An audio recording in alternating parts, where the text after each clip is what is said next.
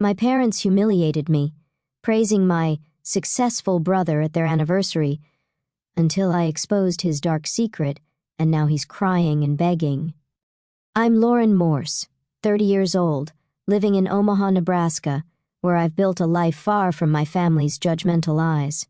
Last month, I flew back to Monroe, Georgia, for my parents' 30th wedding anniversary party. Picture this: a packed banquet hall, relatives and friends, clinking glasses, toasting to love and legacy.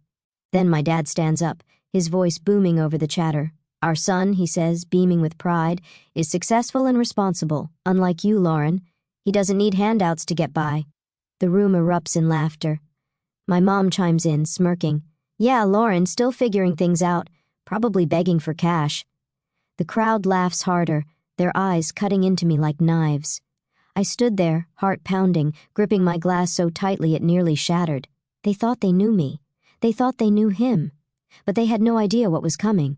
I'd been waiting for this moment, not for revenge, but for truth. Less than 5 minutes later, the laughter stopped, and the room fell silent when I dropped the bomb about my income and his mountain of debt.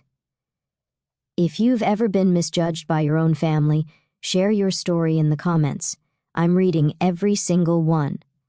Growing up in suburban Monroe, Georgia, my family looked like the perfect middle-class picture. Our 2-story house on a quiet cul-de-sac had a neatly trimmed lawn, a basketball hoop in the driveway, and a fridge always stocked with casseroles. My dad, a retired retail manager, ran the household like a store. Everything had to be in order, especially us kids. My mom, who used to be an accountant before staying home, kept the books balanced and the family photo albums polished. But behind the white picket fence, there was a clear favorite, my older brother, Evan. From the time I could tie my shoes, Evan was the star. His report cards, plastered with A's, hung on the living room wall next to his soccer trophies. Look at your brother, my dad would say, pointing at the display like it was a museum exhibit. He's going places. Evan soaked it up, strutting around with a grin, always ready to remind me how he aced his math tests or scored the winning goal. Meanwhile, my knack for numbers, spotting patterns and digging into data got me nothing but eye rolls. That's a hobby, Lauren, not a career, my mom would sigh, tossing my sketches of charts into the trash. My grades were solid, but they never made it to the wall. My art projects, my coding experiments, none of it mattered to them. I was chasing daydreams. By the time I was picking colleges at 18, Evan was already 21, studying business at Georgia State, set to conquer the real estate world. My parents threw him a send-off party, inviting half the neighborhood to toast his future. He's got a plan, my dad bragged, clinking his beer with neighbors. I wanted to study data analytics, but when I brought it up, my mom laughed. What's that even mean? You'll end up unemployed. My dad was blunter. Stick to something practical, like your brother. I sat at the kitchen table, staring at my rejection letter from a fancy tech school I couldn't afford, feeling like a guest in my own home. Evan, meanwhile, got a new laptop, a car, and endless praise for his ambition. It wasn't just the praise that stung. It was the little things. How my parents would drop everything to watch Evan's games but forget my science fair. How they'd grill me about my part-time job at the mall but never asked Evan about his late-night calls with shady business buddies. I'd overhear them whispering about me. Lauren's too stubborn. She doesn't get how the world works. But Evan could do no wrong. His real estate dreams were bold. Mine were unrealistic. I started keeping my achievements to myself. A math competition win, a coding boot camp scholarship, because sharing them felt like shouting into a void. The worst came during family dinners. Evan would talk up his latest internship, and my parents would hang on every word, nodding like he was giving a TED talk. I'd try to chime in, maybe about a data project I was proud of, and my dad would cut me off. Let's hear about something that matters, he'd say, turning back to Evan. My mom would pat my hand, her smile tight, like she pitied me for trying. I'd sit there, pushing peas around my plate, my stomach twisting with resentment. It wasn't just that they favored Evan, it was that they didn't see me at all. Looking back, I can pinpoint when the rift started to feel permanent. One night, I overheard my parents in the den talking about college funds. We'll cover Evan's tuition, my dad said. He's got potential, my mom agreed. Lauren will figure it out. She's independent. Independent. That word burned. They didn't mean it as a compliment, they meant I was on my own.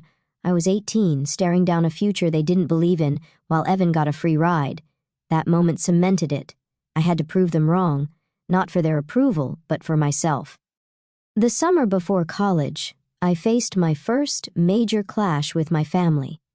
I sat at our kitchen table in Monroe, Georgia, clutching my acceptance letter to a local university's data analytics program. I'd spent months researching, drawn to how numbers could tell stories, patterns that predicted trends, solutions that saved businesses. This is my future, I told my parents, my voice steady but hopeful. My dad didn't even look up from his newspaper. Data, that's not a real job, Lauren. You'll be broke. My mom, stirring her coffee, chimed in. Why can't you pick something solid, like your brother's business degree? Evan, sprawled on the couch, smirked. Yeah, stick to the real world, sis. Their words hit like a slap, but I wasn't backing down. With no support from home, I forged my own path. I took a part-time job at a local bookstore, shelving novels and crunching sales data for extra shifts. My parents didn't notice the late nights I spent studying, balancing spreadsheets with textbooks. I enrolled at the University of North Georgia, a small campus I could afford without their help. My dad called it a waste of time, but I graduated debt-free, thanks to scholarships and grit.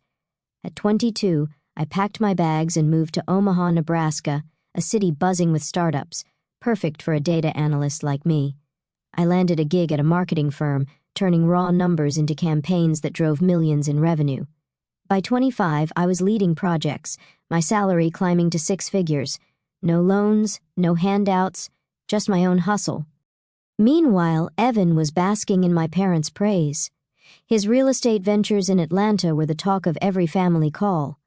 Your brother closed another deal, my mom would gush over the phone, never asking about my work.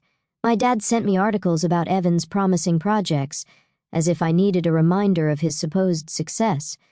But I started noticing cracks. During a rare visit home, I saw Evan pull up in a sleek BMW, its chrome glinting under the Georgia sun. New ride, he bragged, tossing the keys. I raised an eyebrow. How do you afford that? He shrugged, dodging the question. Later, I overheard him on the phone, his voice tense, arguing about missed payments. My parents didn't seem to notice, or didn't want to. I kept my head down, building my life in Omaha. My apartment, a cozy loft downtown, was my sanctuary. No trophies on the walls, just my own quiet pride. I earned a promotion to senior analyst, leading a team that shaped national ad campaigns. Clients praised my work. One even flew me to Chicago for a conference, calling my insights game-changing. I sent my parents an email about it, hoping for a shred of recognition. My mom's reply was a single line, "That's nice, but have you talked to your brother lately?" My dad didn't bother responding. Their silence stung, but it fueled me. I wasn't proving myself to them anymore. I was doing it for me. Evan's life, though, was starting to unravel. On a call with my mom, she let slip that Evan had asked for a small loan to cover some business costs. He's just expanding, she said, brushing it off. But I'd seen his social media, lavish dinners, designer suits, a lifestyle that screamed overreach. I started digging, curious about his so-called empire. A quick search pulled up public records. One of Evan's real estate deals had collapsed, leaving investors furious. Whispers of unpaid contractors floated around. I didn't say anything, not yet. I just filed it away, a puzzle piece I'd use later. By my late 20s, I'd built a life I was proud of.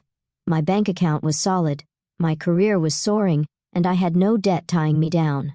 But every call home was the same. My parents gushing about Evan's latest pitch, his next big project. They never asked about my work, my wins. It was like I was invisible. My success was a footnote they refused to read. Still, I held on to a stubborn hope that one day they'd see me. That hope carried me through, right up until the moment I got the invitation to their 30th anniversary party, an event that would change everything. One evening, Isla called me from a coffee shop in Omaha, her voice low but urgent. "Lauren, you need to hear this," she said, barely pausing to sip her latte. Isla, my best friend and a freelance journalist, had a knack for sniffing out secrets. She'd overheard a colleague at a networking event mention my brother's name, tied to some shady real estate deals in Atlanta.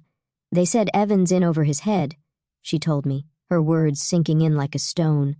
Something about unpaid loans and angry investors. I leaned back in my chair, staring at my laptop screen, a mix of curiosity and dread bubbling up. Isla didn't push, but she saw the look in my eyes. "You're not alone in this," she said softly. "Whatever you find, you've got this." Her words were a lifeline, steadying me for what I was about to uncover. I dove into research mode, my data analyst brain kicking into high gear. Public records were my first stop. A few clicks revealed Evan's name on a string of failed real estate projects, condos that never got built, commercial lots left abandoned. Court filings showed he owed creditors over $70,000, with liens piling up against his properties. I cross-checked with business registries. His empire was a house of cards, propped up by risky loans and empty promises.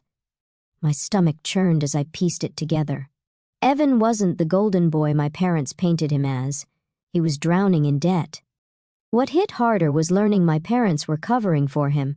During a tense phone call, my mom let slip that they'd sent Evan money to tide him over. "He's just hitting a rough patch," she insisted, her voice defensive. "Your brother's got big plans." I pressed her, asking how much they'd given him. She dodged, saying, "It's family business, Lauren." But I wasn't letting it go. I dug deeper, pulling bank statements from a shared account my parents still used. They'd wired Evan thousands, money they didn't have to spare. My dad's retirement fund was shrinking, and my mom had taken a part-time job to cover bills.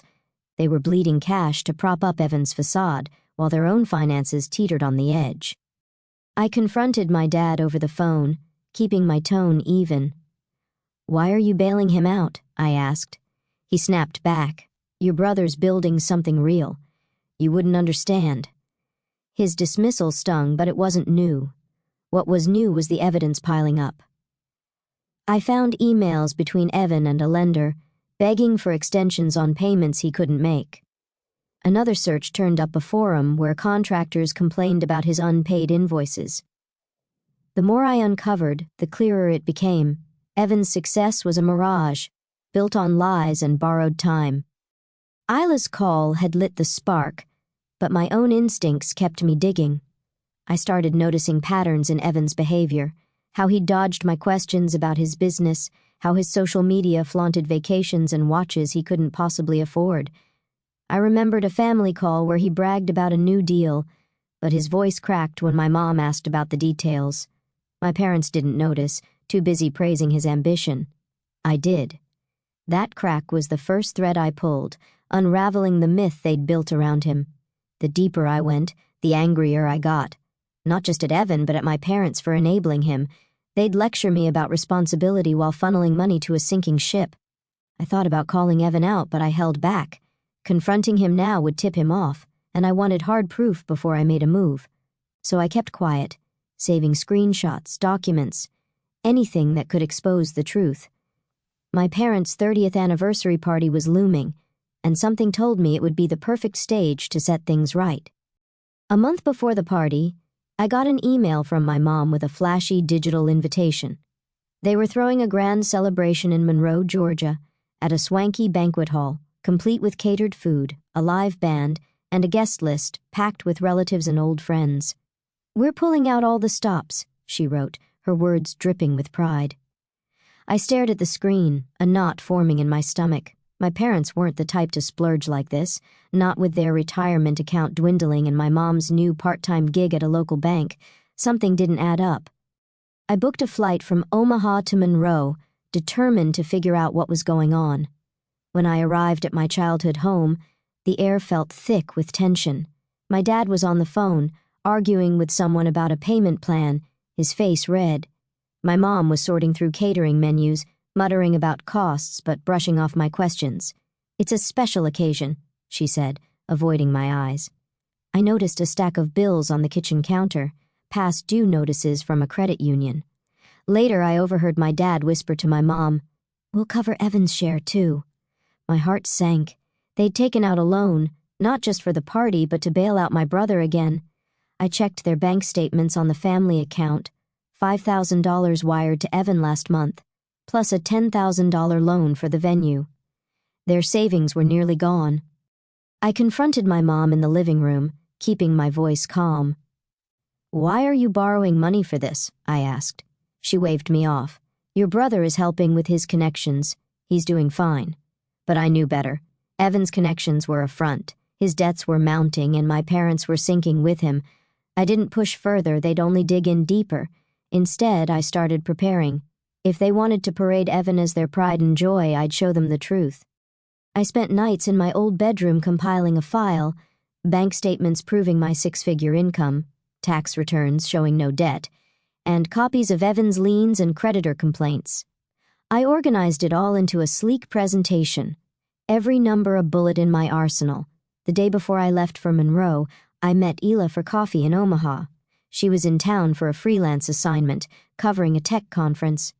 We chatted about her latest article, a piece on startup failures. "Lots of big talkers crash and burn," she said, sipping her espresso. I nodded, thinking of Evan but keeping it to myself. Ila didn't pry. She knew I was dealing with family drama but stayed out of it, sticking to shop talk about deadlines and editors. Her neutrality was a relief. I didn't need a cheerleader, just a moment to breathe before the storm. Back in Monroe, I helped my parents with last-minute party prep, biting my tongue as they bragged about Evan's latest deal to anyone who'd listen. At a family barbecue, my dad clapped Evan on the back, telling cousins, "My son's got a knack for business." Evan grinned, but his eyes darted to me, like he knew I was watching. I smiled back, my folder of evidence tucked safely in my suitcase. I wasn't angry anymore, just focused. My parents had spent years dismissing me, propping up Evan's lies. This party wasn't just a celebration, it was their stage to show off a fantasy. I'd let them have their moment, until it was time for mine. I rehearsed my plan in my head, picturing the banquet hall, the clinking glasses, the crowd. I'd wait for the perfect moment, when their praise for Evan peaked, to lay out the facts, my income, my stability, versus his $70,000 debt and crumbling ventures. I didn't want to humiliate them, but I needed them to see the truth. Not just about Evan, but about me. The party was days away, and I was ready to turn their narrative upside down. The night of my parents' anniversary party unfolded at a fancy restaurant in Monroe, chandeliers casting a warm glow over linen-covered tables. Guests in suits and dresses mingled, their laughter mixing with the clink of champagne glasses. I stood near the bar, my folder of documents tucked in my purse, my heart pounding like a drum. My dad took the stage, his voice booming through the microphone. 30 years of marriage, he said, raising a glass. And we're proudest of our son, Evan, a real go-getter who's made it big. The crowd cheered, and my mom joined in, her smile wide. Unlike Lauren, she added, her tone sharp, who's still scraping by, probably begging for cash. Laughter rippled through the room, relatives and friends glancing at me with pity or amusement. I gripped my purse, my nails digging into the leather. Evan stood tall beside my parents, basking in their praise, his suit pristine but his eyes uneasy. I caught his glance, a flicker of worry crossing his face. My dad continued. Evan's built a life of success and responsibility, something we all admire. The applause grew louder, but I'd had enough. I stepped forward, my voice cutting through the noise. "Can I say something?" The room hushed, all eyes on me. I pulled out my folder, my hands steady despite the adrenaline. "You've got it wrong," I said, looking at my parents. "I'm not begging for anything. I earned a 6-figure salary as a data analyst in Omaha with zero debt." I held up my bank statements, the numbers clear. Murmurs spread through the crowd. Then I turned to Evan. "But my brother, he's not what you think." I laid out the evidence, court filings, liens, creditor complaints. Evan owes over $70,000 from failed real estate deals. His projects collapsed, leaving investors high and dry. The room went silent, the air heavy. My dad's face paled, his glass trembling. My mom's smile vanished, her eyes darting to Evan. He opened his mouth to protest, but I wasn't done. "I've got the receipts," I said, showing emails where he begged lenders for extensions. The crowd leaned in, some gasping, others whispering. Rebecca, Evan's wife, stepped forward, her face tight with anger. "It's true," she said, her voice shaking. "Evan hid the debt from me for years. We're separated because of it. He lied to everyone." The revelation hit like a thunderclap. Guests stared at Evan, their cheers replaced by stunned silence. A cousin dropped her fork, the clatter echoing. My dad tried to speak. "Lauren, this isn't the time," he said, but I cut him off. "It's exactly the time. You've spent years calling me a failure while propping up his lies." I pointed at Evan, who stood frozen, his charm crumbling. My mom clutched her necklace, her eyes wide with shame. The room felt like a courtroom, every guest a juror. An uncle shook his head, muttering to his wife. A family friend turned away, embarrassed for my parents. Evan's face burned red, his fists clenched, but he had no defense. The documents were undeniable. Public records, bank transfers, his own words in black and white. I didn't raise my voice or gloat. I let the truth do the talking. My parents, who'd built their pride on Evan's so-called success, now faced a room full of people who saw through the facade. The celebration they'd planned to showcase their perfect family had become their undoing. I put my folder away, my point made. I didn't need their approval anymore, but I needed them to know who I was, and who Evan wasn't. The silence stretched, heavy with the weight of their misjudgment. I walked back to my seat, the crowd parting, their whispers following me. My parents stood on stage exposed, their legacy tarnished. Evan slunk away, avoiding everyone's eyes. The party continued, but the mood had shifted. No one could unhear what I'd said. After that fateful party, my family was never the same. The truth I'd laid bare in that Monroe restaurant shattered the illusion my parents had clung to for years. A week later, my mom called, her voice trembling with a mix of anger and desperation. "Lauren, we need your help," she said, admitting their savings were gone, drained by loans for Evan and the lavish celebration. "Can you send us some money?" I sat in my Omaha apartment, staring out at the city skyline, my resolve hardening. "No," I said firmly. "You made your choices." I hung up, and that was the last time we spoke. I blocked their numbers, their inbox, their social media. The family I'd once hoped to please was now a closed chapter. Evan's downfall came swiftly. With his debts exposed, creditors closed in like vultures. Court documents I later found showed his real estate ventures were officially bankrupt, his assets seized to cover over $70,000 in unpaid loans. His Atlanta condo, once a symbol of his success, was foreclosed, leaving him scrambling for a cheap rental. Rebecca filed for divorce, unwilling to stay with someone who'd buried her in lies. "I trusted him," she told me in a brief call, her voice heavy with regret. "He ruined us." I listened, offering no comfort. Her pain was real, but so was mine. Evan's charmed life, built on borrowed money and my parents' blind faith, had collapsed into rubble. My parents faced their own reckoning. The social circle they'd cherished in Monroe turned cold. Relatives who'd clapped for Evan's boasts at the party now whispered about his failures. A family friend, once a regular at their barbecues, stopped inviting them to gatherings. My dad's golf buddies started dodging his calls, embarrassed by the spectacle of that night. My mom, who'd prided herself on her spotless reputation, found her book club meetings awkward, with members avoiding her gaze. Their status as the perfect middle-class couple, so carefully curated, was now a punchline. They tried reaching out to me through mutual contacts, but I held firm. No apologies could undo years of dismissal. I focused on my life in Omaha, where my career as a data analyst continued to thrive. I led a major project for a retail chain, boosting their sales by 20% with my predictive models. My team threw a small celebration, and I invited Ela, who was in town for a tech summit. We sat in a sleek conference center, sipping overpriced coffee, discussing her latest article on data privacy. "You're killing it," she said, grinning, her notebook stuffed with notes from the event. I smiled back, grateful for her friendship but glad she didn't pry into my family mess. Our talk stayed light, centered on work and industry trends, a welcome break from the chaos I'd left behind. Evan tried contacting me once, a rambling voicemail begging for a loan to get back on his feet. His voice cracked, stripped of its usual swagger. I deleted it without responding. He'd made his bed, luxury cars, fake deals, lies to everyone, and I wasn't going to prop him up. Public records showed he'd moved to a small apartment, working odd jobs to scrape by. Rebecca, now free of him, had relocated to Savannah, starting fresh with a teaching job. I didn't reach out. Our paths had diverged, and I had no interest in looking back. My parents' situation grew bleaker. A cousin let slip that they had downsized to a smaller house, unable to keep up with their old mortgage. My mom's part-time job at the bank became full-time. Her evenings spent balancing books instead of hosting dinners.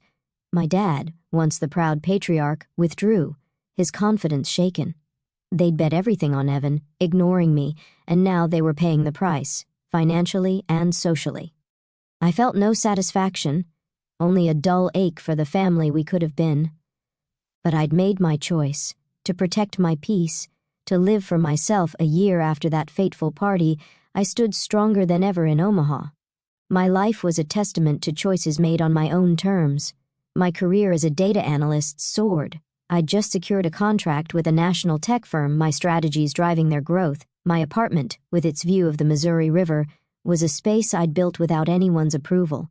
I surrounded myself with people who valued me, colleagues who respected my work, friends who celebrated my wins. I'd let go of the need to prove myself to my family, a weight that had once anchored me to their expectations. My parents, Douglas and Elaine, and my brother Evan, were no longer part of my world. I'd chosen peace over their chaos. Looking back, I learned a hard truth. My worth didn't depend on their validation. For years, I'd craved their acknowledgement, chasing a nod from my dad or a kind word from my mom. But their refusal to see me, dismissing my career, my stability, taught me to define my own value. I built a life of honesty and hard work, while Evan's lies led him to ruin. His fake empire, propped up by deceit, cost him his home, his marriage, and his pride. My parents' blind faith in him stripped them of their savings and their social standing. Living a lie, I realized, comes with a price, one they all paid dearly. This journey wasn't just about exposing Evan's failures. It was about reclaiming my truth. I stopped seeking approval from those who couldn't give it and started living for myself. That choice freed me. I wake up each day knowing my success is mine, earned through late nights, tough calls, and unwavering focus. The scars from my family's rejection are still there, but they don't define me. They're reminders of what I overcame, proof that I don't need anyone's permission to shine. To everyone who's followed this story, thank you for listening. If you've ever felt misunderstood by your family, judged for being yourself, I see you. Your value isn't tied to their opinions. It's in the life you build, the truth you live. I'd love to hear your stories. Have you faced a moment where your family didn't get you? Share it in the comments. Let's talk about it. We're stronger when we lift each other up. I'm Lauren, and I'm free. Not because I won their approval, but because I stopped needing it. Living authentically without masks or pretense is my victory. It's a freedom I wish for everyone. A life where you're enough, just as you are.